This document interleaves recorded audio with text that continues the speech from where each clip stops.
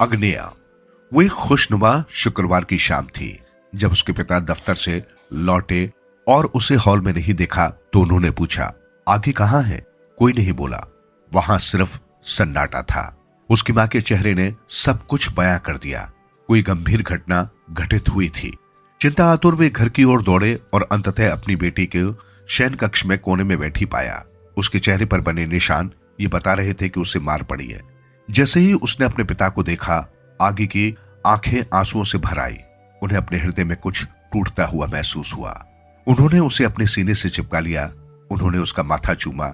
इससे उसे कुछ राहत मिलती महसूस हुई। वो अपनी पत्नी के बर्ताव पर आग बबूला थे। उन्होंने आगे से कहा कि वे अभी वापस आते हैं और अपनी पत्नी से बात करने चले गए।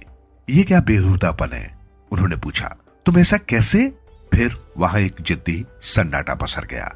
ये उनके घर पर आम बात थी। उनकी पत्नी उन्हें कभी नहीं बताती थी कि क्या चल रहा है, पर वे इस बार नहीं मानने वाले थे। उन्हें उस सन्नाटे को तोड़ना था। वे रसोई घर में गए और स्टील की एक तश्तरी को जानबूझकर जमीन पर पटक दिया। तश्तरी उछली और दीवार से टकराकर एक जोरदार आवाज की। तुरंत ही उनकी पत्नी ने गुस्से में जवाब दिया, क्या तुम्हें पता है तुम्हारी प्यारी बेटी ने क्या किया है? उसने कक्षा में एक लड़के को ऐसा मारा कि उसकी आंखों की रोशनी जाते जाते बची। वो अब अस्पताल में है। शुक्र है कि वो अब सुरक्षित है। अगर उसे कुछ हो जाता तो क्या होता? इसे स्कूल से निकाल दिया जाता। एक पिता के रूप में वे इस बात पर विश्वास नहीं कर पा रहे थे। वे जानते थे कि आगे थोड़ी शैतान है, पर वो जानबूझकर किसी को नुकसान नहीं पहुंचा सकती थी। बिल्कुल नहीं। अग्नेया ये उसका नाम था, पर सब उसे आगे बुलाते थे। उनके घर उसका जन्म बहुत कोशिशों और मन्नतों के बाद हुआ था। वो अपने आसपास के लोगों से असीम प्यार पाकर बड़ी हुई थी। 8 साल की उस बच्ची ने अभी से हर किसी का मन अपने शब्दों और विचारों से जीत लिया था। वो बड़े ही मजाकिया और भावपूर्ण तरीके से अपने स्कूल के घटनाक्रमों का वर्णन करती थी। उसके बच्चों से लेकर बूढ़ों तक कई दोस्त थे। वो उस सूर्य की तरह थी जो बादलों के बीच चमकता है। वो हवा जो बरसात की पहली फुहार के बाद चलती है। वो उनकी प्यारी आगे थी। शब्द कभी उसको वर्णित नहीं कर सकते थे। उसको जानने के लिए उससे मिलकर बात करने की जरूरत थी। उसके पिता ने सोचा कि वो गुलाबी पोशाक में कितनी प्यारी लगती है और वे अपनी मुस्कान रोक नहीं पाए। वो हर किसी की चहेती थी, पर वो अपने पिता की सबसे ज्यादा चहेती थी। वे पिता नहीं बल्कि मित्रवत व्यवहार करते थे। उसके पिता ने निर्णय किया कि उसकी गलती नहीं थी। उन्होंने शांत होने का प्रयत्न किया। वो लड़का और उसका परिवार भी कष्ट में होंगे, उन्होंने सोचा। कारण जो भी हो, पर आगे को उसे इस तरह से चोट नहीं पहुंचानी चाहिए थी। उनका दिमाग इस घटना का कारण तलाशता रहा। अंततः उन्होंने उससे बात करने और उसे कुछ सलाह देने का फैसला किया। वे धीरे से उसके पास बैठे और उसके सिर पर प्यार से हाथ फिराया। प्रिय, क्या हुआ था? तूने उस लड़के को चोट क्यों पहुंचाई? रोते हुए उसने जवाब दिया, डैडी, उसने मेरे कपड़े खींचे, इसलिए तुमने उसे मारा। उसने जवाब देने में कुछ समय लगाया। मैं खेल रही थी और वो लड़का अचानक मेरे पास आया और मेरे कपड़े खींचे। मैंने उसे धक्का देकर हटाने की कोशिश की। मेरे हाथ में पेंसिल थी और उसका नुकीला हिस्सा उसकी भौं पर जोर से लग गया। हालांकि वो रो रही थी, पर उसका जवाब उचित लग रहा था। ये घटना बहुत सामान्य लग रही थी। वैसी घटना किन्हीं भी दो बच्चों के बीच खेलते हुए हो सकती थी, पर छोटी आगी ने इस घटना के लिए माफी नहीं मांगी और उसके पिता को इस बात पर आश्चर्य हुआ। वह उसे घर के पास के एक पार्क में ले गए और दोनों लोहे की एक बेंच पर बैठ गए। उनके आसपास बहुत से बच्चे खेल रहे थे। उन्होंने काफी देर तक कुछ नहीं बोला। आगे के आंसू सूख गए थे और उनके निशान उसके गालों पर रह गए थे। उसके बाल बिखरे हुए थे और सुबह से उनमें कंघी नहीं की गई थी। वे उसे महसूस नहीं कराना चाहते थे, इसलिए वे चुपचाप उसके साथ बैठे रहे। पेड़ों पर पत्ते भी नहीं हिल रहे थे, मानो वे भी आगे की बात सुनना चाहते थे। काफी वक्त के बाद उन्होंने उसकी ठंडी हथेली अपने हाथ में ली। उसने अपनी आंखें बंद की और उनका सहारा लेकर बैठ गई। वो सुरक्षित महसूस कर रही थी। उसकी खामोशी उन्हें और परेशान कर रही थी। अंततः उन्होंने उससे पूछा, क्या तुम जाकर और बच्चों के साथ खेलना चाहती हो? कुछ देर तक वो ठहरी, फिर उसने ना में सिर हिलाया। प्रिय, ये सब चीजें तो होंगी ही जब तुम अपने दोस्तों के साथ खेलोगी। पर तुमने उसे धकेलाया और मारा क्यों? तुम्हें अपने शिक्षक के पास जाकर उन्हें बताना चाहिए था। अगर तुमने उसकी आंखें फोड़ दी होती तो क्या होता? तुम उसके बाद कभी स्कूल नहीं जा पाती। क्या तुम्हें ये पता है? क्या तुम्हें इस बात का कोई अंदाजा है कि वो इस वक्त कितनी तकलीफ में होगा? उसका सिर झुका हुआ था, पर मुझे पता था कि वो सुन रही थी, पर फिर भी उसने कोई प्रतिक्रिया नहीं दी। यदि ये और गंभीर होता तो पुलिस आती और तुम्हें जेल ले जाती। वे बोलते रहे इस उम्मीद में कि वो कोई प्रतिक्रिया देगी। अब अचानक उसने ऊपर निगाह करके उनकी तरफ देखा, पर उसकी आंखों में कोई भी नहीं था। उन्हें एहसास हुआ कि आजकल एक 8 साल की बच्ची को भी ये मालूम था कि किसी व्यक्ति को किस बात के लिए जेल भेजा जा सकता है और किस बात के लिए नहीं। वो धीमी आवाज में बोली, ठीक है डैडी, अब मैं आपको कुछ बताना चाहती हूँ। वे इसी पल का इंतजार कर रहे थे, उसके अपनी मन की बात बताने का इंतजार। उसने उनसे पूछा कि आपने टीवी पर महाभारत देखी है? विषय के इस तरह बदलने से वे चकित हो गए। उन्होंने लगभग अपना आपा खो दिया। बामुश्किल उन्होंने खुद पर काबू किया और सिर हिलाया। हाँ बिल्कुल, जब दुशासन ने द्रौपदी चाची की साड़ी खींची तो उन्होंने मदद के लिए पुकारा, पर उनकी मदद करने कोई आगे नहीं आया। भगवान कृष्ण ने उनकी पुकार सुनी और उनकी मदद की। बाद में कुरुक्षेत्र की लड़ाई के दौरान भीम चाचा ने दुशासन की बाजुएं द्रौपदी चाची को छूने के कारण उखाड़ ली और उसका सीना चीरकर उसे मार डाला। बाद में उन्होंने दुशासन चाचा का खून लिया और उसे द्रौपदी चाची के बालों में डालकर अपना बदला पूरा किया। आज मेरी मदद करने के लिए कोई नहीं था, तो मैंने खुद अपनी रक्षा करने की कोशिश की। जब उस लड़के ने मेरे कपड़े खींचे तो मेरे अंतवस्त्र दिखने लगे। कक्षा में सब मेरी ओर देख रहे थे और कुछ तो हंस भी रहे थे। इसी लड़के ने ऐसा पहले मेरी दोस्त रोशनी के साथ किया था। मैं उसे अपनी बेइज्जती क्यों करने देती? यदि आज मैं उसे अपने कपड़े खींचने दूंगी तो कल वो किसी और के कपड़े फाड़ेगा। मैं उसे चोट नहीं पहुंचाना चाहती थी, पर मैं खुद भी चोटिल नहीं होना चाहती थी। जब मैंने अपना बचाव किया तो मेरे हाथों में पेंसिल थी और वो उसकी आंख में लग गई। मुझे इस बात का दुख है डैडी, पर यह मेरी गलती नहीं थी। उसने इन सब की शुरुआत की थी। क्या मैंने सचमुच कुछ गलत किया है? उन्होंने उसकी आंखों में एक चिंगारी देखी और समझ नहीं पाए कि क्या जवाब दे। उसके जवाब ने उन्हें सोचने पर मजबूर कर दिया था। क्या उन्हें उसके व्यवहार पर गर्व होना चाहिए था? वे उसकी बातों में कोई कुतर्क खोजना चाहते थे, पर उन्हें कुछ नहीं मिला। उसने उन्हें आत्मसम्मान का एक महत्वपूर्ण पाठ पढ़ाया था। उसका महाभारत कम से कम उन्हें तो सच ही लगा। कुरुक्षेत्र युद्ध का एक मुख्य कारण द्रौपदी का अपमान था और इन दिनों अपमान का दंड भयावह होता था। आजकल इस तरह की घटनाएं सुनने को मिल जाती है। हर उम्र की महिला के साथ कई तरीकों से दुर्व्यवहार किया जा रहा है, उनकी मां की कोख में होने से लेकर उनके कब्र में जाने तक। क्या सारे मुजरिमों को सजा मिल रही है? क्या हर पीड़ित को न्याय मिल रहा है? उन्होंने सोचा, हम उसी देश में रहते हैं जहां महापुरुषों ने धर्म के नाम पर लड़ाइयां लड़ी, कत्ल किए और मारे गए। ये कहा गया है कि जब धर्म में अधर्म बढ़ जाएगा तो नायकों की एक नई पीढ़ी का जन्म होगा। उसे पुनः स्थापित करने के लिए राजा द्रुपद के घर द्रौपदी का जन्म वर्षों की पूजा अर्चना के बाद हुआ था। वे अग्नि में जन्मी थी। अग्नि का जन्म भी तमाम कोशिशों और लंबे इंतजार के बाद हुआ था। उसके नाम का अर्थ था अग्नि की बेटी। शायद उन दोनों में कुछ समानताएं थी। नए जमाने की लड़कियों की रगों में द्रौपदी का रक्त है। उन्होंने सोचा, जो लोग उन्हें नुकसान पहुंचाने के बारे में सोचते हैं उन्हें बहुत परेशानी उठानी पड़ेगी। यदि सारी द्रौपदियां अपने ऊपर आने वाले हर खतरे से लड़ेंगी और अपनी सुरक्षा के लिए कदम उठाएंगी तो सारे दुष्ट पुरुषों तथा महिलाओं को छुपने के लिए जल्द ही जगह ढूंढनी पड़ेगी।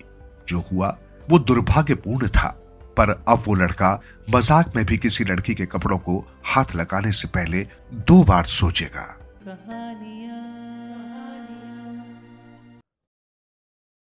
अग्नि परीक्षा। मैं पहली बार मनीषा रामाकृष्णन से सन 2013 की दीपावली में मिली। वो किसी साधारण से चुटकुले पर किसी स्कूल जाने वाली बच्ची की तरह खिलखिलाकर हंस रही थी। उसकी चिर परिचित चपल आंखें चमकते हुए इस हंसी में उसका साथ दे रही थी। हमारे एक आपसी मित्र ने हमारा परिचय कराया था। उसने मुझे बताया था कि वो कार्टरवन टावर में सन 2010 में लगी भीषण आग से बच निकलने वाली चंद खुशकिस्मत लोगों में से थी। एक शॉर्ट सर्किट की वजह से ऑफिस की इमारत जलकर खाक हो गई थी। इस हादसे में 9 लोगों को जान से हाथ धोना पड़ा था और 70 लोग गंभीर रूप से जख्मी हो गए थे। इस हादसे में मनीषा की आवाज चली गई थी और उसके भीतरी अंगों को काफी नुकसान हुआ था। अति तो ये थी कि अब वो इमारत के मालिकों के साथ कानूनी जंग में उलझ गई थी, पर यहां वो मेरे सामने थी, मुस्कुराती हुई और खूबसूरत दिवाली की रोशनियां रंग बिरंगी साड़ियों के कमरे में मौजूद तथा बेंगलोर की मनभावन ठंडी रात के बारे में बातें करती हुई। काफी समय बाद जब हम अच्छे दोस्त बन गए तब मैंने उससे पूछा कि कैसे कोई इतना सब सहने के बाद भी कटुता से परे हो सकता है। उसने मुझे एक बड़ी सी मुस्कान दी और सरलता पूर्वक कहा, मैंने नाखुश न रहने का निर्णय किया है। चीखें तेज होती जा रही थी तथा जलते हुए रबर की तीखी गंध और भी तीखी होती जा रही थी। घने काले धुएं की चादर मानो जीवित हो उठी थी। ये चादर कई तरह की विकराल आकृतियां धारण करती जा रही थी। मनीषा मेज पर उकड़ू बैठी हुए धुएं को अपनी ओर हत्यारे की तरह बढ़ती हुई देख रही थी। क्या ये कल्पना कर रही थी या वास्तव में काली खोपड़ी और धसी हुई पोपली आंखों को देख रही थी जो आत्माओं को इकट्ठा करने का इंतजार कर रही थी? Manisha madam, Manisha madam. Office में काम करने वाले लड़के फयाज की आवाज उसे झकझोर कर वापस यथार्थ में ले आई। हमें बाहर निकलना होगा। धुएं ने सीढ़ियों का रास्ता बाधित कर दिया था। वे 7वें माले पर थे और बाहर जाने का एकमात्र रास्ता खिड़की से होकर गुजरता था। डर से उसे चक्कर आ रहे थे और वो पित्त को अपने गले तक आता हुआ महसूस कर रही थी। उसका मन अपने दोनों लड़कों की ओर गया। मेरे बच्चों, मेरे प्यारे बच्चों, मैं तुमसे प्रेम करती हूं। वे उसकी जिंदगी थे, उसका सब कुछ। उन्हें अकेली मां के रूप में पालना अत्यंत कठिन था, पर यह उसके जीवन का सर्वाधिक संतुष्टि प्रदान करने वाला अनुभव था। उसने अपने को संभाला, उठ खड़ी हुई और अपने चारों ओर का मुआयना किया। उसका बॉस बालाजी उल्टियां कर रहा था और अपने पेट को भींचे हुए था। कुशल एवं मजबूत बालाजी एक बच्चे की तरह सिमटा हुआ। कमरे के दूसरी तरफ एक अग्निशामक यंत्र पड़ा हुआ था। इस अग्निशामक यंत्र का इस्तेमाल करना किसे आता था? मनीषा ने सोचा। साथ ही ये बेकाबू और तेजी से फैलती आग और धुएं को काबू करने के लिए नाकाफी था। शायद हम खिड़की तोड़ सके, उसने सोचा। फयाज, मेरी मदद करो, उसने भरभराई आवाज से पुकारा। फयाज अग्निशामक यंत्र की तरफ बढ़ा। खांसता हुआ उसका सरकंडे जैसा दुर्बल शरीर हर सांस के साथ भयावह रूप से कांपता हुआ। वो उसे कैसे उठा पाएगा? वो तो शायद उससे भी भारी होगा, मनीषा ने सोचा। उसने एक गहरी सांस लेने की कोशिश की, पर कार्बन मोनोऑक्साइड ने उसके फेफड़ों को जला दिया और उसे खांसी का दौरा पड़ गया। मुझे ही ये करना होगा, उसने खुद से कहा। उसने अपनी सारी ताकत लगाकर अग्निशामक यंत्र को उठाया और उसे खिड़की पर दे मारा। खिड़की टुकड़े टुकड़े हो गई। नीचे बचाव कर्मियों ने तारपोलिन की चादर फैला रखी थी और वे लोगों को उस पर कूदने के लिए कह रहे थे। मनीषा भय के मारे बीमार हो गई थी। क्या उसे कूदना चाहिए या उसे किसी के ऊपर आकर उन्हें बचाने का इंतजार करना चाहिए? उसे मितली और चक्कर आने लगे। वो फर्श पर बैठ गई। उसके फेफड़े कार्बन मोनोऑक्साइड से लड़ने का प्रयत्न कर रहे थे। उसे ऐसा लग रहा था जैसे उसके गले में आग लगी हो। उसने प्रार्थना करना शुरू कर दिया। ईश्वर, क्या मैं मरने वाली हूं? क्या आप देख रहे हैं? मनीषा ने कदमों की आहट और फर्नीचर के खिसकाए जाने की आवाज सुनी। ऑफिस में अभी अंधेरा था। धुएं ने टूटी खिड़की की दरारों से आने वाली हल्की रोशनी को भी दबा दिया था। वो बातचीत से कुछ अंश सुन पा रही थी। इस मंजिल पर कुछ लोग हैं, हमें उन्हें बाहर निकालना होगा। मुझे और रोशनी चाहिए। अंदर घुप अंधेरा है और फिर वहां कोई है। उसको कुछ संतोष हुआ। हाँ, मदद करें, उसने पुकारना चाहा। उसकी आवाज कहां थी? शायद चिल्लाने से बात बने। उसने पुनः कोशिश की, पर कोई आवाज नहीं आई, एक फुसफुसाहट भी नहीं। वो कदमों की आहट को दूर जाते हुए सुन सकती थी। नहीं नहीं, मनीषा रेंगते हुए उस तरफ गई जहां उसके अनुसार उसकी मेज हुआ करती थी। कृपया रुकिए, वो कहना चाहती थी। उसे अपना शरीर फूला हुआ महसूस हुआ। उसने अपने को थोड़ा और घसीटा, पर कदम दूर जा चुके थे। ये नहीं हो सकता, उसने मन में सोचा। वे वापस आएंगे, उन्हें आना ही होगा। उसे इंतजार करते हुए मानो सदियां बीत गई थी। तभी कमरे में एक और आवाज, एक और रोशनी दाखिल हुई। यहाँ कोई है। वो उसके इतना करीब था कि मनीषा उसके जूतों पर लगी धूल को सूंघ सकती थी। हाँ, उसने चिल्लाया पर आवाज नहीं निकली। और फिर उसने उसकी पतलून को पकड़ा। बचावकर्मी चौंक पड़ा। यहाँ आओ, मुझे कोई मिला है। उसने उसे सहारा देकर उठाया। 7 मंजिल नीचे उतरना पीड़ादायक था। 4 लोगों ने उसे सहारा देकर सीढ़ियों से नीचे उतारना पड़ा, एक के बाद एक, आजादी की ओर, जिंदगी की ओर। मैडम, आप हंस रही हैं। बहुत अच्छा, बहुत अच्छा, उस पुलिस अधिकारी ने कहा जो उसकी मदद करने आया था। हम आपको पहले जांच के लिए अस्पताल ले जाएंगे, ठीक है? उसने मुस्कुराकर उसकी तरफ देखा। वो अपने घर, अपने बच्चों के पास जाने के लिए आकुल थी। अस्पताल, गंध, चिकित्सकों का भौचक्का सा चेहरा और बहुत ही बेहतरीन रूप में दयालु नर्सें। वे मुझे ऐसे क्यों देख रहे हैं, उसने सोचा। टूटी फूटी बातचीत के कतरे अंदर बाहर तैर रहे थे। सुजन को देखो, उसे तुरंत आईसीयू में स्थानांतरित करना होगा। हमें शीघ्र ही उसके गले की शल्य चिकित्सा करनी होगी। दयालु आंखों वाले चिकित्सक ने कहा, ये तुम्हारी सांस लेने में मदद करेगा। उसने उसे समझाया। पर वो तो केवल घर जाकर अपने बच्चों को अपनी बाहों में समेट लेना चाहती थी। दिन महीनों में परिवर्तित होते गए। 2-3 मनीषा ने हर चीज का मतलब समझने की कोशिश की, पर दर्द बहुत ज्यादा था। जैसे हजारों खंजर उसकी नाक, गले और छाती में घुसे हो। उसे लाशों के बाहर ले जाने का आभास हुआ। उसने करुणा क्रंदन सुने। उसने अपने परिवार वालों के चिंतित चेहरे देखे। उसके मजबूत वायुसेना में पायलट पिता उस पर झुके हुए थे और उनके चेहरे पर चिंता की रेखाएं खिंची हुई थी। उसकी दृढ़ एवं स्वावलंबी मां भौचक्की थी।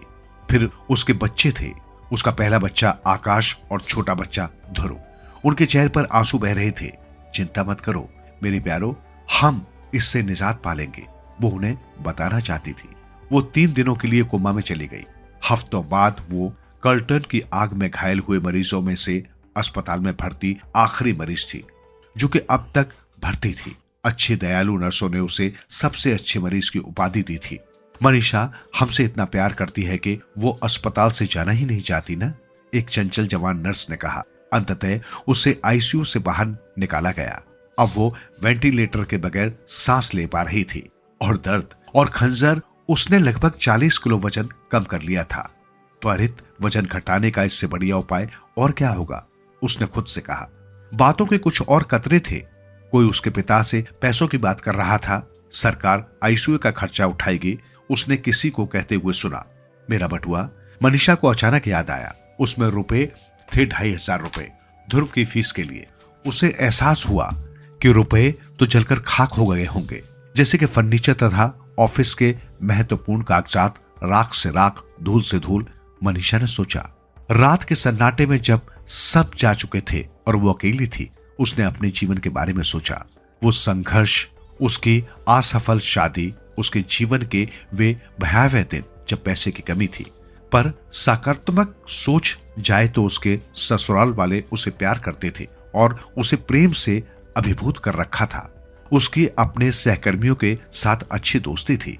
मैं बहुत खुशकिस्मत हूं कि मैं आज जीवित हूं। मेरा शरीर मेरे लिए लड़ा, उसने सोचा। ईश्वर हर किसी की जिंदगी को काबू करने के लिए 2 रस्सी के फंदे देता है, एक अच्छा फंदा और एक बुरा फंदा। आपको यह तय करना होगा कि आप किसे चुनेंगे। मैंने अच्छी रस्सी चुनी। मैं अपनी जिंदगी पूरी जीऊंगी और हमेशा खुश रहूंगी। अंततः 8 माह पश्चात मनीषा को अस्पताल से छुट्टी मिल गई। वो आखिरकार घर जाने की स्वतंत्रता पाकर हल्का महसूस कर रही थी। पर उसकी आवाज हमेशा के लिए जा चुकी थी। उसको बोलने के लिए हमेशा गले की नली का सहारा लेना पड़ेगा, जो स्थायी रूप से उसके गले में डाली जा चुकी थी। उसके गुर्दों पर भी असर पड़ा था और उसके फेफड़े भी क्षतिग्रस्त हो चुके थे। उसने स्वयं को आईने में देखा, सिर्फ खाल और हड्डियां। उसके बाल बाहर आ गए थे और गाल अंदर धंस गए थे। उसकी आंखें भर आई। वो अपने पहले की अवस्था की एक छात्र छाया मात्र थी। क्या मकसद है, अब मैं आगे क्या करूंगी? आईने में मौजूद आकृति ने मानो उसका जवाब दिया, जैसे हवा के झोंके कानों में कुछ कह जाते। मेरी देखभाल करो, अपने दोनों बेटों की देखभाल करो, तुम्हारे माता पिता और दोस्त। तुमने तो मृत्युशैया पर पड़े अपने तलाकशुदा पति की भी सेवा की थी। अब समय है मेरे पोषण करने का। तुम्हारी आत्मा, स्वयं से प्रेम करो, हाँ मनीषा बुदबुदाई। ये एक मुश्किल कार्य था। पहले तो शरीर का ख्याल रखना था, उसे अपने खान पान एवं पोषण का भी ध्यान रखना था। डिब्बों में भरी हुई दवाइयां, असंख्य परीक्षण और कभी न खत्म होने वाली प्रक्रिया।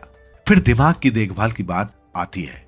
उसने पुस्तकों का रुख किया, सलाह ली, दोस्तों और अपने बेटों का सहारा लिया। उसने खूबसूरत पेड़ों को फलते फूलते देखा और बेंगलोर के मन भावन मौसम का आनंद लिया।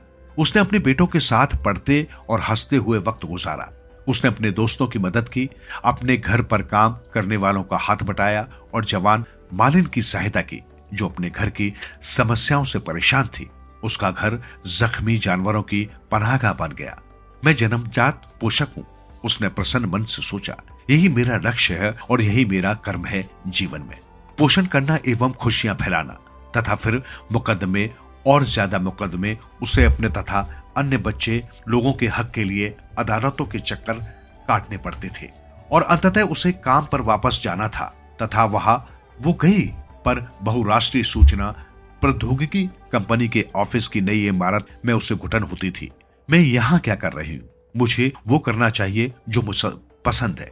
जीवन अनमोल है और इसे व्यर्थ नहीं गवाया जा सकता है, उसने सोचा।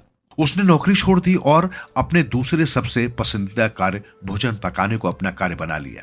उसने पहले एक दोस्त की बेटी के जन्मदिन पर कैटरर की जिम्मेदारी संभाली, फिर एक और दावत, फिर एक रात। मनीषा घर में मंगाए गए खाने की गुणवत्ता को लेकर काफी गुस्से में थी। ये इतना पैसा लेते हैं और ये खाना इतना बेस्वाद है। मैं इसके मालिक को चिट्ठी लिखकर ये बताना चाहती हूँ कि मैं इससे बेहतर खाना पका सकती हूँ। वो आग बबूला होकर बोली। आकर्ष ने मुझे शांत होने को कहा और बोला कि यदि मैं इतनी ही नाराज हूं तो चिट्ठी लिख क्यों नहीं देती? उसने वैसा ही किया। 7 महीने बाद उसका जवाब आया। वे साथ काम करने की संभावनाओं पर विचार करना चाह रहे थे, पर सबसे बड़े राक्षस का संहार करना अभी बाकी था। मनीषा को वापस कालरटन टावर जाना था। उसने प्रयत्न किया पर असफल रही।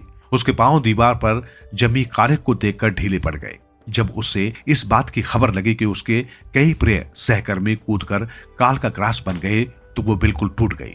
राक्षसों ने उसे बहुत प्रताड़ित किया। निश्चय ही कार्लटन टावर के भय के आगे भी कोई जगह होगी, पर वो उसे कैसे खोजेगी? ध्रुव, क्या तुम मेरे लिए एक त्वरित भीड़ जुटा पाओगे?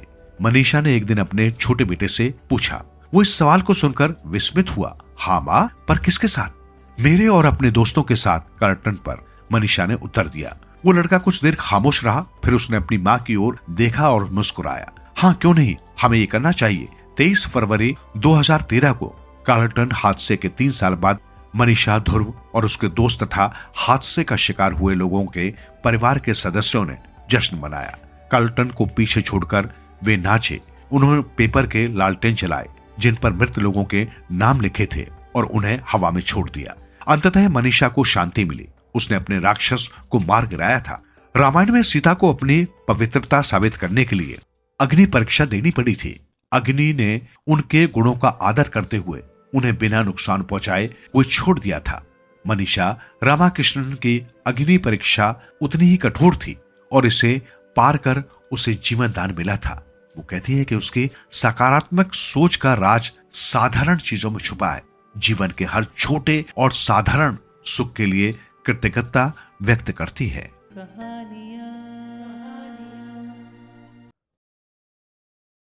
स्वभाव नहीं बदलता। कसाईयों के जुल्म से पीड़ित युवा बकरों ने एक सभा की। सभा में कुछ बूढ़े बकरों ने भी भाग लिया। सभा को संबोधित करते हुए युवा बकरों के नेता ने कहा, भाइयों, हमें कसाईयों के अत्याचारों के विरुद्ध जंग छेड़नी होगी, वरना तो ये हमें काटते ही रहेंगे और हम कटते ही रहेंगे। मेरा तो ऐसा विचार है कि हमें अपने पैने सींगों से कसाईयों के पेट फाड़ डालने चाहिए, क्योंकि अपने पेट के लिए ही ये हमें काटते हैं। इस तरह न रहेगा बांस और न बजेगी बांसुरी। युवा बकरे की बात सुनकर एक बूढ़ा बकरा जो सबसे पीछे बैठा था मंच पर आया और बोला, अरे भाई, इन कसाईयों को मार डालने से क्या कसाई हमें मारना छोड़ देंगे? और भी तो कसाई पैदा हो जाएंगे, तब क्या होगा? लोग तब भी मांस खाया करेंगे। मेरी मानो तो खुदा से दुआ करो कि मनुष्य मांस खाना ही बंद कर दें। इतना कहकर बूढ़ा बकरा अपनी जगह पर जाकर बैठ गया। बूढ़े बकरे की बात पर सभी ने गौर किया और मुंह ऊपर की ओर करके खुदा से दुआ करने लगे। लेकिन तभी कुछ कसाई वहां आ पहुंचे और सभी बकरों को रस्सी से बांधकर बूचड़ खाने ले गए। अपने पर संकट आया देखकर एक बकरा मिमियाते हुए बोला, स्वभाव भी तो कुछ होता है, इसे बदलना हम लोगों के वश में कहां है। अच्छा यही होगा कि हम लोग जंग का विचार ही त्याग दें, इसी में भलाई है।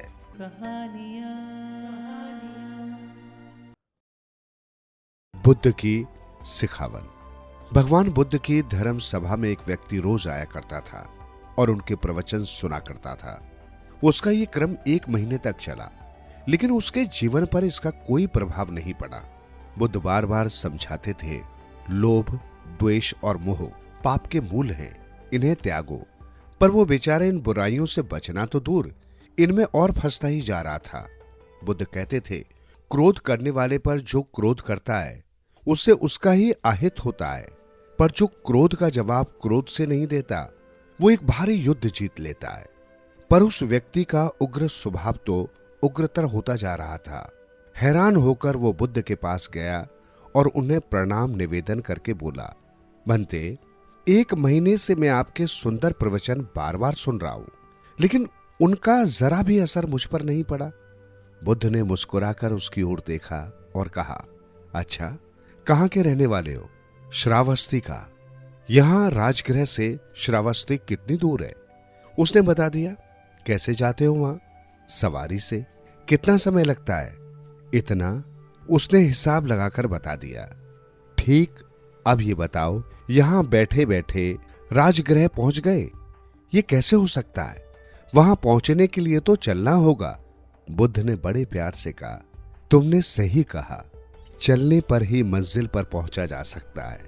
इसी तरह अच्छी बातों का असर तभी पड़ता है जब उन पर अमल किया जाए।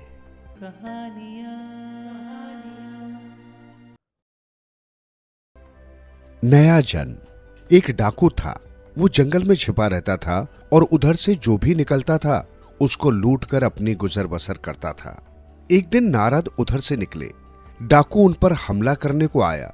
नारद ने उसे देखकर अपनी वीणा पर गाना आरंभ कर दिया। डाकू चकित होकर आगे बढ़ा। जब वो नारद के पास पहुंचा तो नारद उसे देखकर हंस पड़े। डाकू को अब और भी ज्यादा आश्चर्य हुआ। अब तक उसने ऐसा कोई आदमी नहीं देखा था जो उसे देखकर न डरे, क्योंकि उसके हमला करते ही लोग भागने की कोशिश करते थे या उसके सामने सिर झुका देते थे, लेकिन ये आदमी न तो भाग रहा था और न ही सिर झुका रहा था। उसे विस्मित देखकर नारद ने पूछा, क्यों, क्या चाहते हो? डाकू ने कहा, तुम्हें लूटना चाहता हूं, यही मेरा धंधा है। नारद बोले, अच्छा ये बताओ कि तुम अपनी स्त्री से पूछकर आए हो कि वो तुम्हारे इस पाप में भागीदार है या नहीं? डाकू ने कहा, भागीदार क्यों नहीं होगी? नारद बोले, मैं यही रुका हूं, तुम जाकर एक बार पूछ तो आओ। डाकू ने उनकी बात मान ली। वो दौड़ा दौड़ा घर गया। पत्नी से पूछा, मैं जो पाप करता हूं उसमें तुम हिस्सेदार हो? स्त्री ने कहा, नहीं, तुम जो लूटकर माल लाते हो उससे मैं तुम्हारी घर गृहस्थी चला देती हूं, पाप से मेरा क्या संबंध है? डाकू की आंखें खुल गई। लूट के माल में सबका साझा था, पर पाप में वो अकेला भागीदार था। वो लौटकर आया और नारद के पैर पकड़कर रोने लगा। बोला, मैं पापी हूं, मेरा उद्धार करो। नारद ने कहा, तुमने अपनी भूल को समझ लिया, तुम्हारा नया जन्म हो गया, तुम्हारे सारे पाप दूर हो गए। उस दिन से डाकू ने बुरे काम छोड़ दिए। यही डाकू आगे चलकर महर्षि वाल्मीकि बने।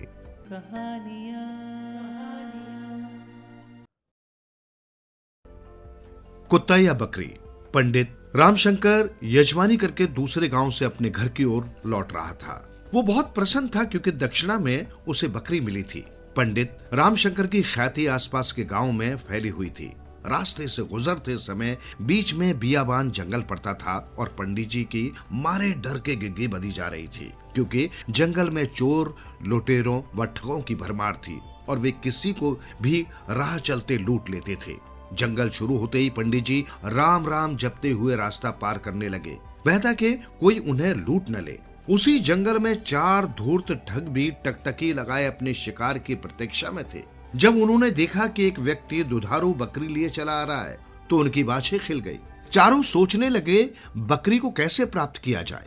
ठगों का मुखिया बेहद तीक्ष्ण बुद्धि का स्वामी था। बोला, मैंने रास्ता निकाल लिया है। चारों सिर जोड़कर बैठ गए और मुखिया उन्हें अपनी योजना से अवगत कराने लगा। मुखिया की बात पूरी होते ही चारों खुशी से नाचने लगे और मुक्त कंठ से योजना की सराहना करने लगे। जैसे उनकी योजना थी उसके अनुसार दो ठग तो वहीं निकट खड़े रहे और दो आगे बढ़ गए। जो ही पंडित रामशंकर उनके निकट पहुंचा तो एक ठग बोला, जय राम जी की पंडित जी, पाए लागो ब्राह्मण देवता। दूसरा ठग भी बोल उठा। पंडित जी ने उनके अभिवादन के प्रत्युत्तर में उन्हें आशीर्वचन कहे। तभी एक ठग बोल उठा, महाराज ये कुत्ता तो किसी अच्छी जाति का लगता है, कहां से मिला? पंडित जी ने हैरान परेशान होकर बकरी की ओर देखा और बोले, अरे ओ जड़ बुद्धि मनुष्य, ये बकरी तुझे कुत्ता दिखाई दे रही है? ये तो मुझे दक्षिणा में मिली है। दूसरे ठग जो अफसर की ताक में बैठा था बोला, बेप्रवर आपको जरूर कोई भ्रम हो रहा है, जरा गौर से देखिए ये कुत्ता ही है, किसी ने आपके साथ मजाक किया है। कहकर वे दोनों ठग वहां से चले गए और इधर पंडित जी बार बार बकरी को देखते हुए सोचने लगे। दोनों आदमी इसे कुत्ता कह रहे थे, कहीं यही तो सच नहीं? किसी प्रकार मन को काबू करके वे बकरी लेकर आगे बढ़ गए। अभी वो कुछ ही दूर चले थे कि योजना अनुसार वहां खड़े शेष दोनों ठग उन्हें अपलक देखते लगे। पंडित जी ने सोचा, कौन है ये लोग जो मुझे इस प्रकार से घूर रहे हैं? तभी उनमें से एक आगे बढ़ा और पंडित जी के चरणों में झुकता हुआ बोला, चरण वंदना स्वीकार करें। अभी पंडित जी जवाब में कुछ कहने ही जा रहे थे कि वो बोला, ये कुत्ता लिए आप कहां से आ रहे हैं? क्या आपके गांव में कुत्ते कम हैं जो इसीलिए जा रहे हैं? पंडित जी ने हैरान परेशान होकर बकरी की ओर देखा और कुछ सोचकर बोले, अरे भाई आंखें नहीं है क्या? देखते नहीं ये बकरी है, बकरी, और तुम इसे कुत्ता कह रहे हो? नहीं नहीं पंडित जी, धोखा तो आपको हुआ है, ये कुत्ता ही है। तभी चौथा ठग बीच में हस्तक्षेप करता हुआ बोला, पंडित जी आप तो नाहक कुपित हो रहे हैं। ठीक तो कह रहा है ये बेचारा, कुत्ते को कुत्ता न कहें तो क्या कहें? अब पंडित जी के सब्र का बांध टूट गया। वो जोर से चिल्लाकर बोले, मैं पागल हो जाऊंगा, कैसे मूर्खों से पाला पड़ा है जो बकरी को कुत्ता बता रहे हैं। महाराज हमारी आपसे कोई शत्रुता तो है नहीं जो हम ऐसा कह रहे हैं। मूर्ख तो आपको बनाया गया है जो बकरी कहकर कुत्ता दान में दे दिया। अब पंडित जी रामशंकर की दशा आगे समुद्र पीछे खाई जैसी हो गई। उन्हें विश्वास हो गया कि वो दक्षिणा में ला रहे हैं वो कुत्ता ही है, बकरी नहीं। उन्होंने उसे वहीं जंगल में छोड़ दिया और अपने यजमान को कोसते हुए घर की ओर चल दिए। इस प्रकार ठगों ने चतुराई दिखाकर पंडित जी की बकरी हत्या ली। इस कहानी का सार यही है, आत्मविश्वास बहुत बड़ी चीज है। 4-5 आदमी भरी दोपहरी को रात कहें तो रात नहीं हो जाएगी। पंडित जी के साथ भी ऐसा ही हुआ। चारों ठगों ने उनकी बकरी को कुत्ता कहा और वो भी ऐसा ही समझे। अतः परिस्थितियां पहचान कर स्वयं विवेक से निर्णय करने वाला प्राणी ही बुद्धिमान कहलाता है।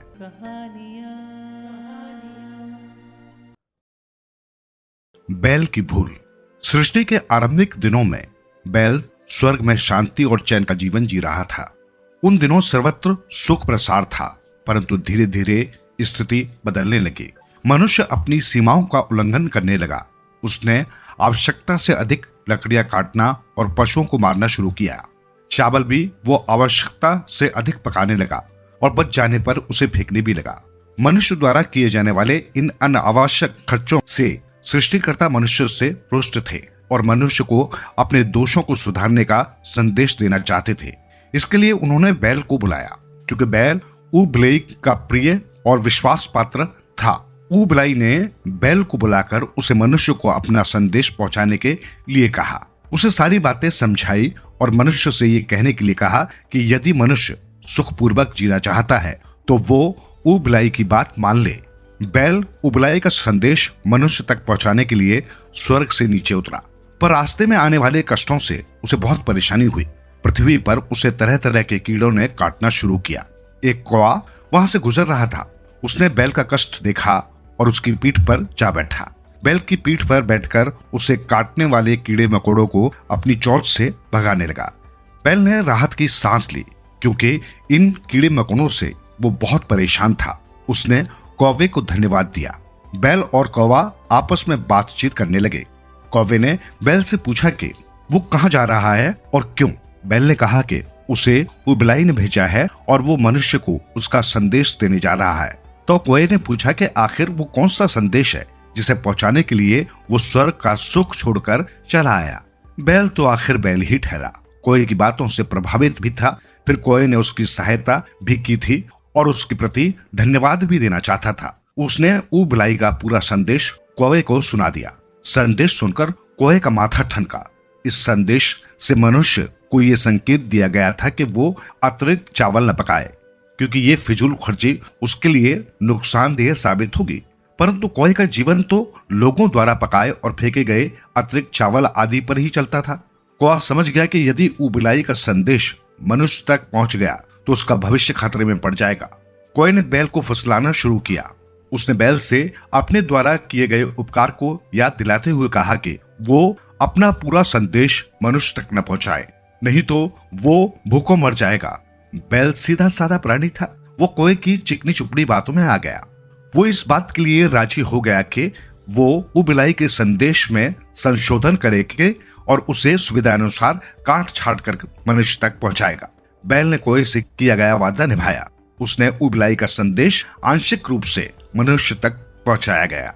मनुष्य ने बैल की बातें सुनी और उन पर अमल करने पर राजी हुआ। परंतु संदेश देकर जब वो वापस ऊबलाई के पास पहुंचा तो संदेश में काट छाट करने के लिए वो अपराध बोझ से ग्रस्त हो गया। उसने ऊबलाई के सामने अपनी गलती स्वीकार कर ली। ऊबलाई उस पर बहुत क्रोधित हुआ। उसने क्रोध में पहले बैल के मुंह पर और फिर पसलियों पर प्रहार किया। इसका परिणाम यह हुआ कि बैल के ऊपर के सभी दांत टूट गए और पीठ उबड़ खाबड़ हो गई। इसी कारण बैल की पीठ आज भी अजीब आकार की है। ऊबलाई बैल को स्वर्ग से निष्कासित कर दिया गया। बैल पृथ्वी पर आ गया और मनुष्य ने उसे बोझा ढोने वाला पशु बना दिया। इस प्रकार अपने मूर्खतापूर्ण कार्य के कारण बैल स्वर्ग के सुखपूर्वक जीवन से वंचित होकर पृथ्वी पर कष्ट भरा जीवन जीने के लिए अभिशापित हो गया।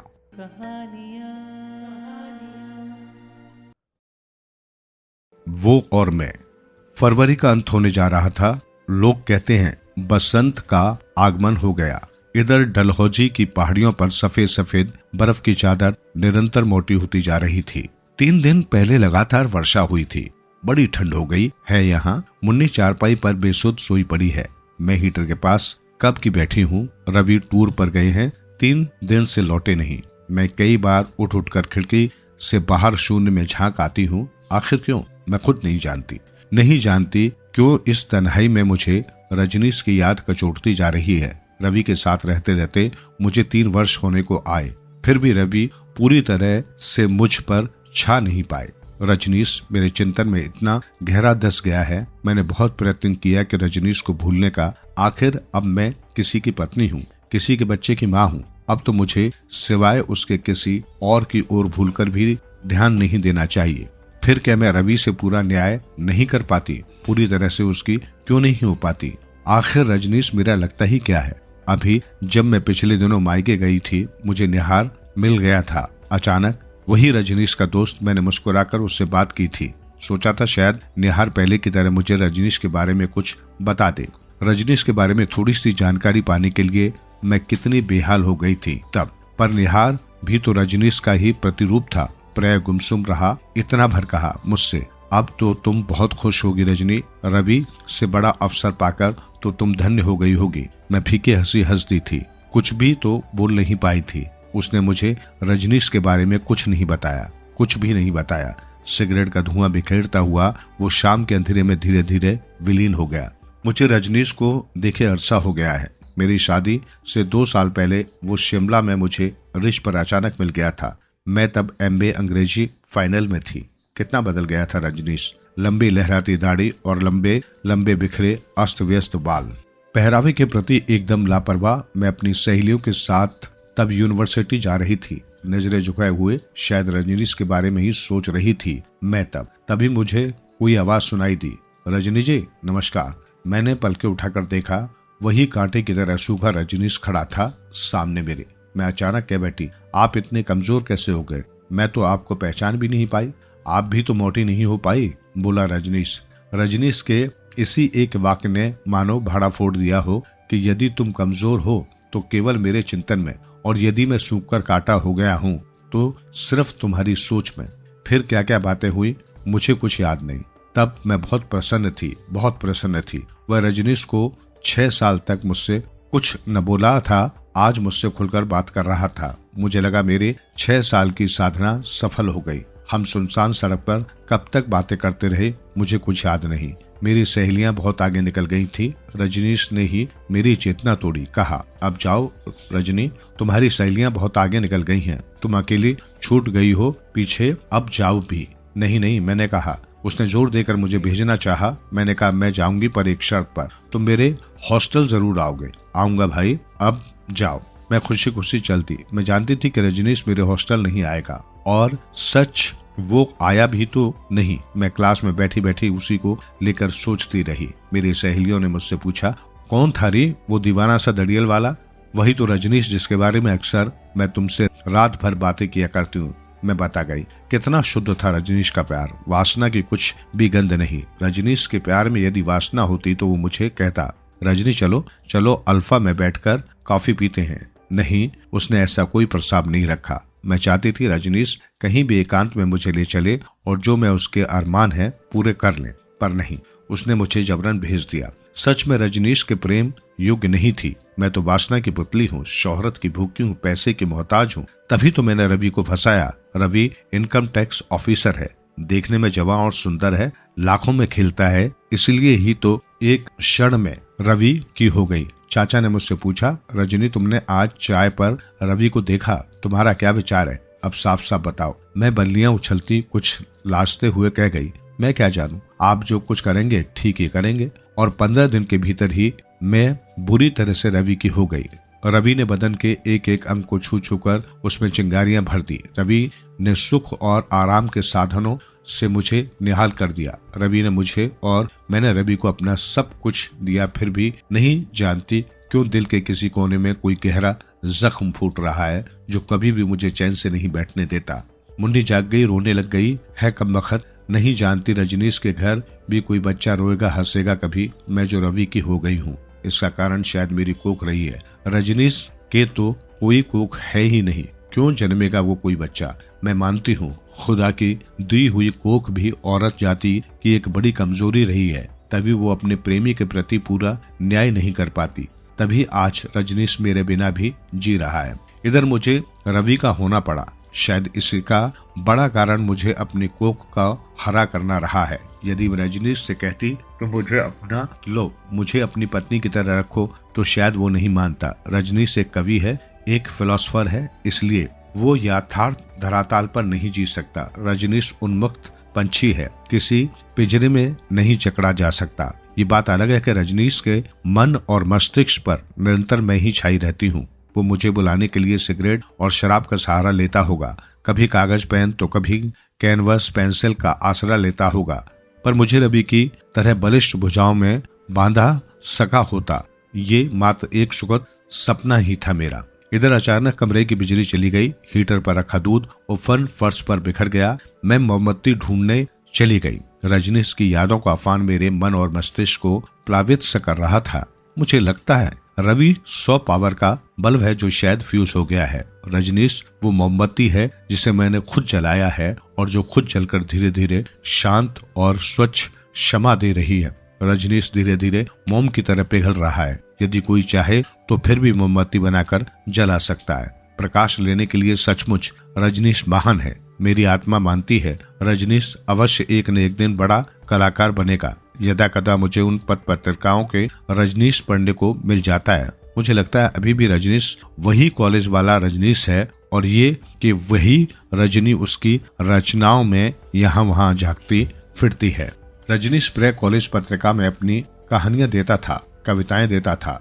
सबसे पहले मैं ही कॉलेज मैगजीन लेती और अपनी छाया रजनीश की रचनाओं में ढूंढती। मेरी सहेलियां मुझे छेड़ती, कहती, देखा रजनी, रजनीश की सब रचनाओं में तुम्हारे बिंब है। मैं उनसे नाराज सी हो जाती, उनकी उल जलूल बातों पर खींच पड़ती, पर अंतर मन में मैं निहाल सी हो जाती। कितना चंचल और शौक थी मेरी सहेलियां। रजनीश प्रे जिन बेंचों पर बैठता उन पर वो गहरी रात का चित्र खींचती, जिसमें झिलमिलाते अनेक तारे होते और बीच में चमकता पूरा खिला हुआ चांद। चांद के साथ तीर का निशान लगाते वो लिखती रजनीश और रात में लिखती रजनी। वो कितनी हसीन जोड़ी बनती थी। कॉलेज के दिनों में हमारी रजनी और रजनीश याद आए। उन दिनों किसी के साथ मेरी सगाई की बात चली थी। उन दिनों मैंने देखा रजनीश एकाएक गुमसुम और गंभीर हो गया था। मैं चाहती थी कि रजनीश अपनी चुप्पी तोड़े और मुझसे बात करे। मैं उससे कहूँ, रजनीश, यदि तुम मुझे अपनाने को तैयार हो तो मैं कभी किसी की नहीं बनूंगी। पर नहीं, रजनीश ने चुप्पी नहीं छोड़ी। 6 साल तक चुप्पी नहीं तोड़ी। एक बार रजनीश की टेबल पर किसी ने नग्न स्त्री का चित्र खींचा था। मेरी सहेलियों ने मुझे दिखाया। मैंने कहा, मेरा रजनीश ऐसा नहीं हो सकता। ठीक है, चित्रकार भी है, पर उसके चित्रों में वासना झलके ये एकदम असंभव है।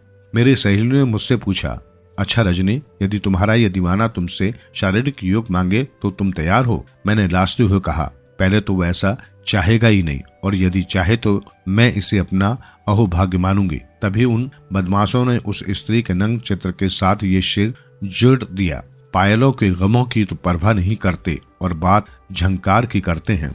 इसी बीच मेरी उस सगाई की बात टूट गई। मेरे गमों का तो शायद अंत हो गया। पर रजनीश ने कभी मेरे साथ झंकार की बात नहीं की। नहीं तो कितना महान था रजनीश, नहीं जानती वो बाहर इतने जोर का धमाका कैसे हुआ। मुन्नी चीख पड़ी है, सारा कमरा कांप उठा है, शायद बादल फटा है और कहीं बिजली गिरी है।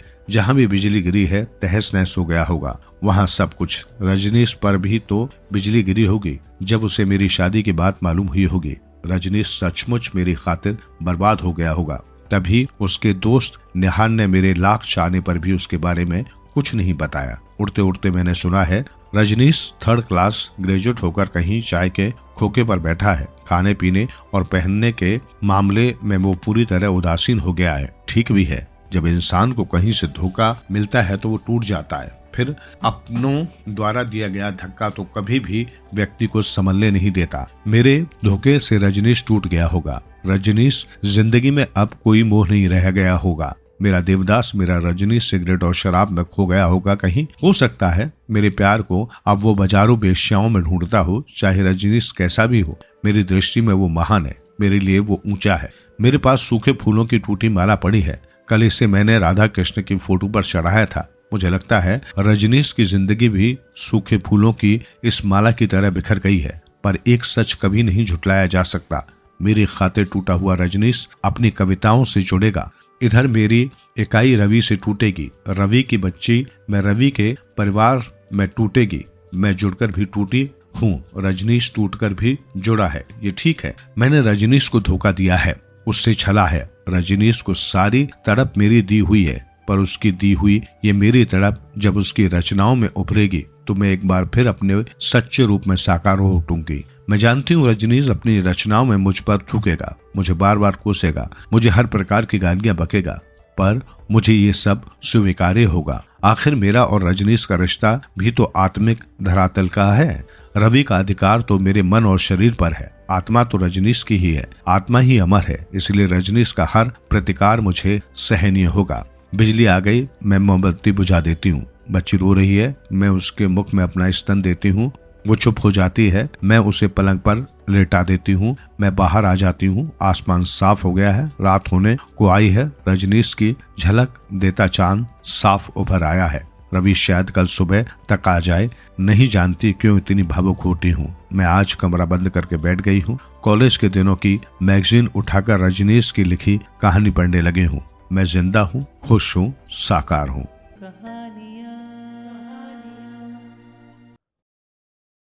शमशान का फूल। ब्राह्मणों की बस्ती पोड़ा बसंत की जग्गू तिवारी कीर्तन करता, मृदंग बजाता, गांजा पीता और मुर्दे जलाता। ढंग से मुर्दे जलाने वालों में आसपास के उस इलाके में जग्गू काफी मशहूर था। जब चिता की आग पर मुर्दे से सह करता अथवा उसका पैर आग की सेक से ऐंठकर ऊपर की ओर निकल आता, अथवा पेट की आंतड़ियों से पानी निकलने के कारण जब आग ठीक से जल नहीं पाती, तब उसके अन्य साथी जग्गू तिवारी की ओर देखने लगते, उसकी सलाह चाहते। गांजे के नशे में धुत वही करीब ही ऊँगता जग्गू चौंक उठता। वो झटपट उठकर खड़ा हो जाता। उसके बाद चिता से एक 3 हाथ का बांस खींचकर मार मार कर मुर्दे पर 3-4 चोट धमक देता। मुर्दे का सिर शायद चकनाचूर हो जाता। मच्छर निकलने से थोड़ी दूर तक की आग बुझ जाती। कटवाया या लाठी की चोट से घुटने से टूटकर नीचे लकड़ियों में लूटने लगता। पेट फटकर दो भागों में बट जाता। आतड़ियों में आग की लपलपाती जीभ दहरकार घुस जाती। पलक झपकते ही सारा कुछ जल भुनकर राख हो जाता। घुटनों तक राख, सूप, झाड़ू, हड्डियां, खपारों, फटे चीथड़ों से भरा गीला शमशान का मैदान, नाखून, बाल, छोटी छोटी हड्डियां और अनाप शनाप गंदगी। जग्गू तिवारी खुश होकर लौट जाता। तालाब के घाट पर तेल मलते मलते जांग पर ताल ठोकते हुए सहजता पूर्वक कहता, ईश्वर की कृपा से काम काफी बढ़ गया है। जब गांव में कै दस्त फैलता, माता मैया आती, मुरादों की भरमार हो जाती, तब गांव में जग्गू तिवारी का भाव बढ़ जाता। सभी आकर उसकी खुशामद करते। कोई आंखों से आंसू बहाता, कोई अंटी से पैसे निकालता, कोई हाथ मलते हुए गिड़गिड़ाकर मिन्नतें करते हुए रोता। जग्गू तिवारी सबकी व्यथा काफी गंभीर होकर सुनता, पर यकायक कोई जवाब न देता। कल रात से घर पर पड़े पड़े मुर्दा गंधाने लगा है। 2 दिन हो गए, नई नवेली दुल्हन घर के कोने में मरी सड़ रही है। ऐसी तरह तरह की बातें लोग जग्गू को सुनाते, उसकी चिरोरी करते। जग्गू अपने मेहनताने को लेकर किसी पर कोट रियायत नहीं करता। एक भरी चिलम गांजा, अफीम की गोली और 4 आने अंटी में खोसने को न मिले तो वो किसी मुर्दे की ओर झांकता तक नहीं। इसके अलावा श्रद्धा भोजन, घाट की धोती, 10 घरों का न्योता इत्यादि ऊपरी लाभ तो थे ही। साधवा औरत का शव हो तो जग्गू को कुछ अधिक लाभ होता। अच्छा घराना हुआ तो कान की बालियां, बाजूबंद अथवा नथनी, और यदि अच्छा न हुआ तो पैरों के बिछुए जग्गू को भाई दक्षिणा के रूप में मिलते। मुर्दे की चिता में आग लगाने से पहले वो उसके शरीर पर अच्छी तरह निगाह फेर लेता और यदि कहीं कोई आभूषण होता तो उसे निकाल लेता। कभी कभार मुर्दे के शरीर से बालियां, बाजूबंद या नथनी आसानी से न उतरते तो जग्गू तिवारी झुंझलाकर अपने दांतों से पकड़कर काफी खींच खांच कर मुर्दे के नाक कान से आभूषण नोच लेता। नाक की नकेल कट जाती, कान कट जाते, नीला नीला पनीला खून बहकर शव के चेहरे पर फैल जाता, लेकिन जग्गू तिवारी उसकी परवाह न करता। ये उसका रोज का काम है, एक तरह की ऊपरी आमदनी। ऐसा करते करते वो पत्थर बन चुका था। कोई औरत जब घर में ही मर जाए तो जग्गू तिवारी चांदी का रुपया अंटी में खोसे बगैर अर्थी को कंधे पर नहीं उठाएगा। उसके मेहनताने से थोड़ा भी इधर उधर कर ले पर वो मुर्दे को बासी मुर्दा कहने की धमकी देता। अन्य साथियों को सिखा पढ़ाकर अपनी मांग पर अड़कर बैठ जाता। 1 रुपया मिलते ही डुगडुग की ताल पर ताल मिलाते हुए राम नाम सत्य है कहकर जग्गू तिवारी बड़े गर्व से डर बढ़ाते हुए चल पड़ता। उसकी कसौटी पत्थर जैसे काले बदन पर सफेद जनेऊ चमकता रहता। उसकी ऊंची आवाज सुन पूरा गांव उमड़ पड़ता। टोले भर की औरतें बाहर इकट्ठी हो जाती। छोटे छोटे बच्चे डरकर घरों में छिप जाते। शमशान में धोबी की कुल्हाड़ी से गर्भवती महिला का पेट फाड़कर बच्चे को बाहर निकालने के बाद जग्गू तिवारी 2 कब्रें खोदकर माँ बच्चे दोनों को उसमें चित्र लिटा देता। कभी कभी दोनों को एक साथ अगल बगल लिटाकर आग लगा देता। एक में जगह कम हो जाती तो जलती चिता खींचने वाली लकड़ी से बच्चे को गुड़ी मुड़ी करके मांस के 2 थिड़े की तरह चिता में झोंक देता। इस तरह जग्गू तिवारी अपनी धान की फसल के अलावा कभी कभी 2 पैसे ऊपरी कमाई करके अपना गुजर बसर करता, घर चलाता, लेन देन करता, शादी वगैरह में भेंट उपहार देता। कोई उससे जुबान नहीं लड़ाता। उस गांव में जग्गू से अधिक दाह संस्कार का जानकार कोई दूसरा ब्राह्मण भाई था ही नहीं। कोई उसका मेहनताना कम करना चाहता तो जग्गू उसे अपने तर्कों से ये समझा देता कि उसकी मेहनत की तुलना में मेहनताना बहुत कम है। अपना बड़प्पन दिखाते हुए वो अतीत की घटनाओं की पुनरावृत्ति पर प्रमाणित कर देता कि उस जैसा मुर्दा जलाने वाला और कोई नहीं है। इससे वो काफी फक्र महसूस करता।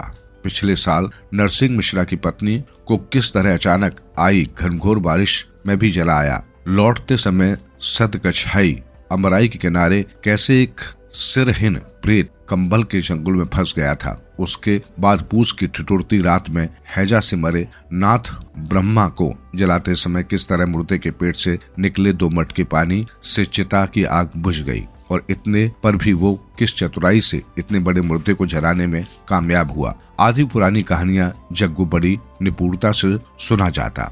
जग्गू तिवारी का अनुभव और उसकी मुर्दा जलाने की विद्या में कितनी गहराई थी ये कोई भी ग्राहक उसके साथ घड़ी भर बात करके समझ जाता। रोजाना दिन डूबे जग्गू तिवारी भगवान बाचने के कमरे में बैठकर अपनी आप बीती सबको एक बार कह सुनाता। जिहिर जिहिर बरसती मौसम में अनेक श्रोता उसे घेर कर बैठ जाते। गांजे की चिलम से एक कश खींचने के बाद पहले जग्गू गला खंखारता। श्रोतागण समझ जाते कि बस अब बात शुरू होगी। एक बार किसी सौरारी मुर्दे का दाह संस्कार करके लौटते समय मुक्ता झरने के पास वाले आम के पेड़ की डाल पर बैठी एक डायन किस तरह आग जलाकर अपने बच्चे को सेक रही थी, एक सफल चित्रकार की तरह जग्गू उसका वर्णन कर जाता। श्रोतागण डर के मारे सिमटकर दीवार से सटकर बैठ जाते। इसी तरह उस छोटी सी ब्राह्मण बस्ती में जग्गू तिवारी का जीवन व्यतीत हो रहा था। अश्वनी की रात, शाम से ही हल्के हल्के बादल छाए हुए थे। संभवतः जग्गू तिवारी के सिर में दर्द था, इसलिए वो दोनों कनपटियों से चूने का लेप लगाए, सिर पर मफलर बांधे, पहाड़ चबूतरे पर बैठा हरिवंश पुराण सुन रहा था।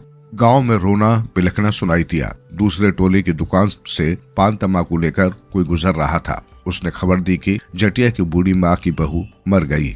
देखते देखते गांव भर में ये खबर फैल गई। 2 पैसे मिलने की सोच तिवारी मन ही मन खुश हो रहा था। अनेक लोग आए, तरह तरह की बातें कहकर लौट गए।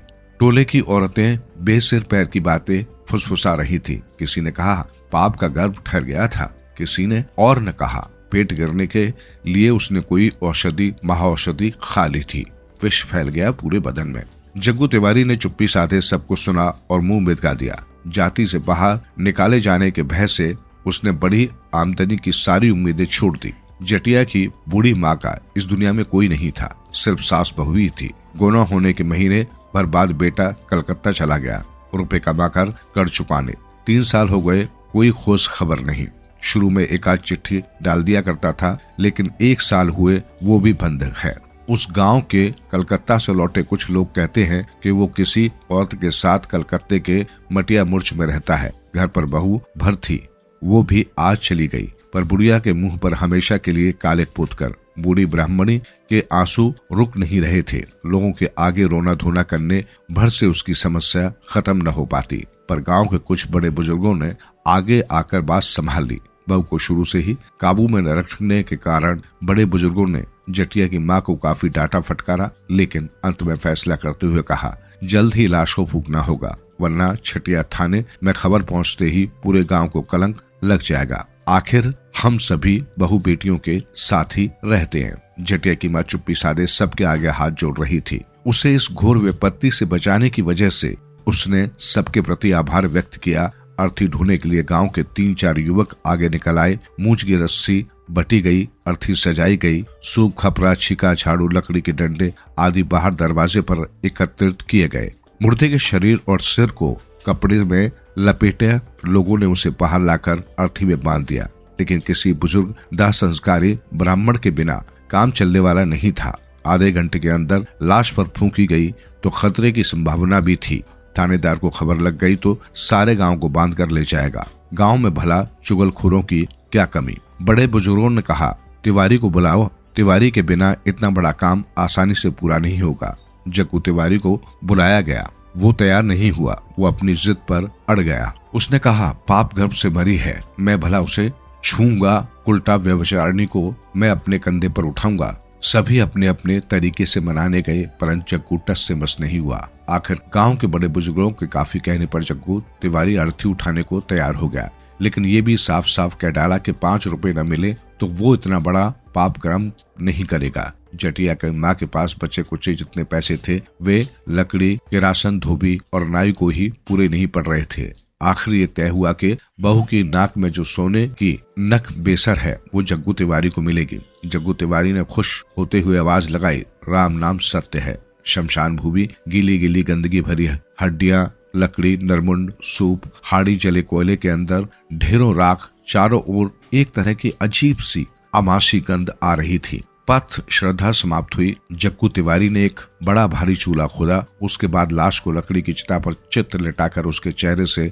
कपड़ा हटा दिया। चवन्नी भर वजन का सोना लालटेन की रोशनी में जग्गू तिवारी ने देखा। नकबेसर मुर्दे की नाक पर चमचमा रही थी। चांद पर से बादल छट गए और चांद धीरे धीरे बाहर निकल आया। मुर्दे के फक सफेद चेहरे पर चांद की अस्पष्ट रोशनी पड़ रही थी। साथ आए लोगों ने कहा जल्दी जल्दी काम खत्म करो, पुलिस आ गई तो सब कुछ चौपट हो जाएगा। जग्गू ने नाक से नकबसे खींच लाने को हाथ बढ़ाया। उसने देखा कि छोटी सी बहू का अस्पष्ट चेहरा चांद की रोशनी में एक मुरझाई कमुदनी सा दिख रहा था। उसके चेहरे के चारों ओर काले काले घुंघराले बालों का जंगल था, ठीक जिस तरह आकाश के चांद के पिछवाड़े काले बादलों की गहरी छाया जमी थी। बहू के चेहरे पर मुरझाए फूल का लावण्य लहरा रहा था। उसके अस्त व्यस्त बालों पर चांदनी की लहरें टकरा टकरा कर लौट रही थी। जग्गू ने अपना हाथ लौटा लिया। उसके बाद उसने आकाश के फीके चांद की ओर देखा। जग्गू ने ऐसे अनेक मूर्ति जलाए हैं,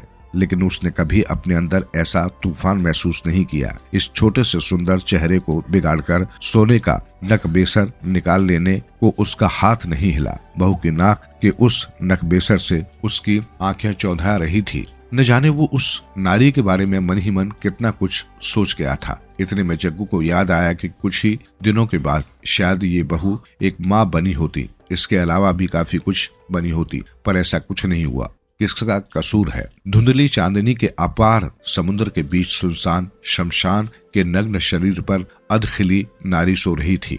अकेली, वाकई बिल्कुल अकेली थी वो। अर्थी ढूंढने वाले जग्गू तिवारी उसी को एकटक निहार रहा था। उसका अशिक्षित देहाती मन अपनी भाषा में सोच रहा था, वाकई बिल्कुल अकेली है वो। सिर्फ आज नहीं, जिंदगी भर वो इसी तरह अकेली थी। इस एकांत एक घरवाई जिंदगी को बदलकर जरा दूसरी तरह से जीने के स्वाद के अनुभव के कारण शायद आज उसे शमशान की लाश बनना पड़ा। बहू के धूसर चेहरे के अंदर उसके अनेक दिनों की जीने की लालसा देखी। जग्गू को देर करते देख अन्य साथी नाराज हो उठे। उन्होंने धमकी देते हुए कहा, तू इस तरह देर करेगा तो हम सभी मुर्दा सुर्दा छोड़कर भाग जाएंगे। पुलिस आ गई तो कौन जिम्मेदार होगा? चल तू अपना नकबसेर निकाल ले, वरना हम आग लगा देंगे। नकबसेर के लिए तो मरा जा रहा था, अब तेरा हाथ क्यों नहीं बढ़ रहा? जग्गू तिवारी का सपना टूट गया। वो काफी लज्जित हुआ, लेकिन अपने अंदर की कमजोरी दबाए रखने के लिए उसने कहा, छी भला इस मुर्दे की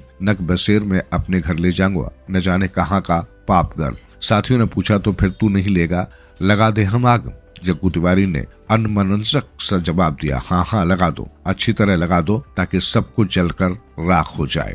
आग हाहाकार जल उठी। आग की लपलपाती जीभ पल भर में सारा कुछ चाट लेने को तैयार थी। बहू का गदराया हुआ गोरा बदन आग में पककर काला काठ बन गया। उसके बाद फफोले बनकर परत दर परत उघड़ने लगे। जग्गू तिवारी चुप्पी साधे उसे जलते शरीर को देख रहा था। दूर कुचिला के पेड़ पर उल्लू, गिद्ध और जंगली मुर्गियों का बाजार लगा था। काफी दूर धान के खेतों के पार से ठीक उसी समय एक सियार के भौंकने की तेज आवाज आई। गंदगी, अंधेरा, हड्डियां, राख, कोयला, चिता से एक तरह की आवाज सी सनाद निकलकर चारों ओर फैल गई। जग्गू के साथ आए अन्य साथियों ने जग्गू को लक्ष्य बनाकर कहा, तुमने अपने बाल बच्चेदार घर में उस दुराचारणी का आभूषण न ले जाकर बहुत अच्छा किया भाई। तुम्हारा बहुत बुरा होता।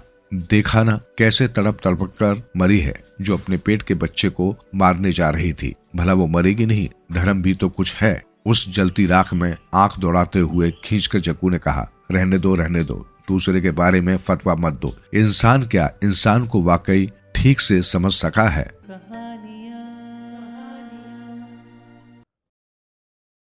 हिरण और गूंगा। बहुत पहले की बात है, एक बार हिरण को अपनी तेज चाल पर बहुत घमंड हो गया। वो वन के पशुओं के सामने अपनी चाल के बारे में लंबी चौड़ी बातें कर दूसरे जानवरों को नीचा दिखाने की कोशिश करता। उसकी बातें सुन सुनकर सभी पशु पक्षी उकता गए थे। विशेष रूप से घोंगा उसके घमंड से भरी बातों से बहुत परेशान था। हिरण उसकी धीमी चाल का हमेशा मजाक उड़ाता। यदि घोंगा दूसरे जानवरों के साथ बातचीत करने की कोशिश करता तो हिरण उसका उपहास करके उसे चुप हो जाने पर मजबूर करता। सुस्त जीव, तुम भला इन लोगों से क्या बातचीत करोगे? घोंगा जब हिरण के अपमानजनक व्यवहार से तंग आ गया तो उसने उसे सबक सिखाने के लिए एक तरकीब सोची। उसने हिरण को अपने साथ दौड़ में शामिल होने के लिए चुनौती दे दी। उन दिनों वन के पशु पक्षी सभी सप्ताह में एक बार एक बाजार में एकत्रित होते थे। उस साप्ताहिक बाजार को लूरी लूरा का बाजार कहा जाता था। वहां सभी पशु अपना अपना सामान बेचते थे। घोंगे ने हिरण को चुनौती देते हुए कहा कि इस बार वे लूरी लूरा के बाजार तक दौड़ लगाएंगे और देखेंगे कि कौन वहां पहले पहुंचता है। घोंगे की चुनौती को सुनकर हिरण हंस पड़ा। घमंडी कीड़े, तुम ऐसा सोच भी कैसे सकते हो कि मेरे साथ दौड़ लगाओगे? क्या तुम अपनी औकात नहीं जानते? तुम जिस दूरी को तय करने में एक दिन का समय लगाओगे, इतनी दूरी तो मैं पलक झपकते ही तय कर दूंगा। परंतु घोंगे ने स्पष्ट कर दिया कि वो अपनी बात पर अडिग है और अवश्य ही हिरण के साथ दौड़ लगाएगा। उसने कहा, यद्यपि मैं धीरे धीरे चलता हूं, पर मैं तेज भी चल सकता हूं और कभी कभी मैं उनसे भी तेज चल सकता हूं जो बहुत तेज चलते हैं, क्योंकि मुझ में लगन है। घोंगे की बात सुनकर हिरण को बहुत क्रोध आया। पशुओं में से कुछ हिरण के साथ तो कुछ घोंगे के साथ थे, कुछ आश्चर्य में थे और कुछ को हंसी आ रही थी। योजना के अनुसार साप्ताहिक बाजार के दिन दौड़ लगाई जानी थी। आखिर दौड़ का दिन आ पहुंचा। योजना के अनुसार दौड़ शुरू हुई। कुछ देर तक हिरण दौड़ता रहा, फिर उसे लगा कि एक बार रुककर घोंगे का हाल चाल पूछ लेना चाहिए। वो बेचारा तो कहीं कुछ बहुत पीछे छूट गया होगा। घोंगे, तुम कहाँ हो? उसने जोर से पूछा। उससे तुरंत ही घोंगे की आवाज सुनाई थी, मैं तो यही हूं। हिरण आश्चर्य में पड़ गया। वो सुस्त घोंगा आखिर उसकी इतनी तेज चाल से कैसे बराबरी कर सका? उसने एक बार फिर तेज दौड़ लगाई। काफी दूर चलने के बाद उसने सोचा कि घोंगे का पता लगाना चाहिए। उसने घोंगे को आवाज दी, घोंगे, तुम कहाँ हो? तुरंत घोंगे की आवाज, मैं यहां हूं। अब तो हिरण के आश्चर्य का ठिकाना न रहा, पर उसने पूरी ताकत लगाकर फिर दौड़ लगाई। कुछ समय बाद लूरा लूरी का बाजार नजदीक आ गया। हिरण कुछ सोचता समझता इसके पहले ही घोंगा उसके सामने आ गया। शर्त के मुताबिक मैं जीत गया। मैं पहले गंतव्य तक पहुंचा। हिरण इतना तेज दौड़ा था कि वो थक कर चूर हो गया था। वो मूर्छित होकर जमीन पर गिर पड़ा और उसका पेट फट गया। तब से हिरण के पास पित्ताशय नहीं होता। घोंगे ने हिरण से जीतने के लिए बुद्धि का प्रयोग किया था। उसने अपने कई साथियों को दौड़ के रास्ते में तैनात कर दिया था। घोंगे और हिरण की इस दौड़ की कहानी खासी लोक परंपरा में बहुत प्रसिद्ध है।